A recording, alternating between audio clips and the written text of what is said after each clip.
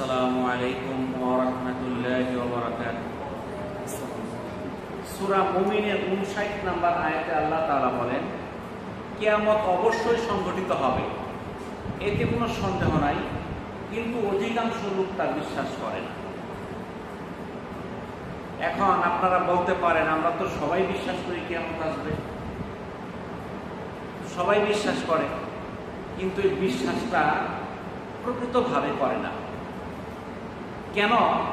যারা প্রকৃতভাবে বিশ্বাস করে যে কিয়ামত আসবে, আমার মৃত্যু হবে, আমার মৃত্যুর পর আল্লাহ তাআলা আমাকে হিসাব নিকাশ নেবেন, আমার বিচার হবে, ভালো কাজ করলে আমার পুরস্কার জান্নাত, মন্দ কাজ করলে শাস্তি জাহান্নাম।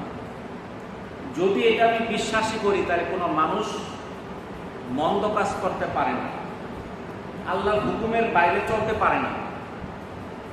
যদি বিশ্বাস করে তাহলে সে ভালো কাজগুলোই শুধু করবে। সূরা হজের ৭ নম্বর আয়াতে আল্লাহ তাআলা বলেন, কিয়ামত অবশ্যই আসবে, এতে কোনো সন্দেহ নাই, এবং কবরে যারা আছে অবশ্যই আল্লাহ তাদেরকে উত্থিত করবেন। যারা এই যে কবরে শুয়ে গেছে, আমাদের মধ্যে কেউ কেউ মনে করে এই কবরে শুইলে হয়তো আর উঠতে হবে না, সে মাটিতে মিশে যাবে, সে মাটি হয়ে যাবে। কিন্তু সে যত মাটি হোক না কেন, সেখান থেকে আবার তাকে উঠতে হবে। এটা আল্লাহর নির্দেশ, এটা আল্লাহর বিধান। কিয়ামতকে প্রতিহত করতে পারে এমন কোন শক্তি কোথাও নেই। সূরা আম্বিয়া ৪০ নম্বর আয়াতে আল্লাহ তাআলা বলেন, বস্তুত সেটা তাদের উপর আসবে অতর্কিতভাবে, এবং তাদেরকে হতভম্ব করে দেবে। এটা এত আকস্মিক আসবে, মানুষ হতভম্ব হয়ে যাবে, ফলে তারা সেটা রোধ করতে পারবে না, এবং তাদেরকে অবকাশ দেওয়া হবে না, কোনো সময় দেওয়া হবে না, কোনো সুযোগ দেওয়া হবে না।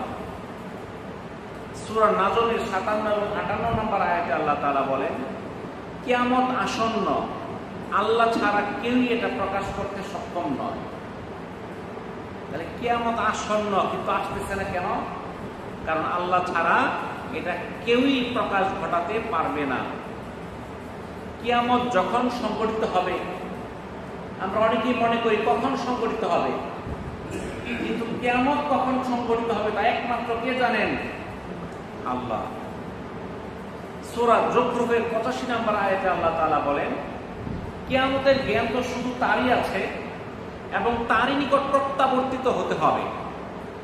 এখানে কার কাছে কথা বলা হয়েছে? আল্লাহর কাছে। তাহলে কিয়ামতের জ্ঞান শুধু কার কাছে আছে? আল্লাহর কাছে আছে, আর তার কাছে আমাদেরকে ফিরে যেতে হবে। সূরা লুকমানের ৩৪ নম্বর আয়াতে আল্লাহ তাআলা বলেন, নিশ্চয়ই আল্লাহর কাছেই কিয়ামত সম্পর্কে রয়েছে জ্ঞান। সূরা বনী ইসরাঈলের ৫১ নম্বর আয়াতে আল্লাহ তাআলা বলেন, তারা বলবে সেটা কবে? বলো, সম্ভবত তা খুবই সন্নিকটে।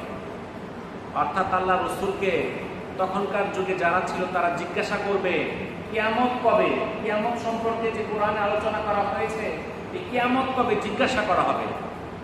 আল্লাহ রাসূলকে আল্লাহ তাআলা শিখিয়ে দিলেন, তুমি বলো কিয়ামত খুবই সন্নিকটে। আসসালামু আলাইকুম ওয়া রাহমাতুল্লাহি ওয়া বারাকাতুহু।